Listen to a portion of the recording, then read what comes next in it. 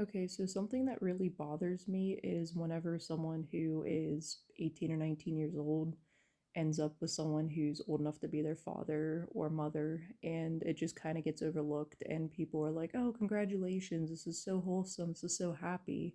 But everyone overlooks the elements of why that even happened. Why is grooming and predatory behavior almost kind of like seen as a miss? Like, why is that overlooked so much?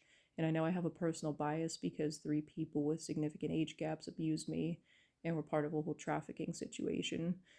But at the same time, these people knew about, my past and knew about different elements of my life. And it just really bothers me how it felt like no one was really there to step in and be like, okay, this is kind of a red flag. I had a handful of people, but unfortunately, society was just kind of overlooking the whole thing. And I think that that needs to change. First thing we need to do to make a change is to talk about elements and talk about things that are uncomfortable and to start to assess situations so that we can protect people and protect potential predator situations and grooming situations because I I just can't sit there and congratulate, a little cousin or a little sibling who would be 18 or 19 and they're happily with someone who's say 45 or older. I just have a hard time being okay with that. And I hope as society we can start to talk about, different forms of abuse, emotional abuse,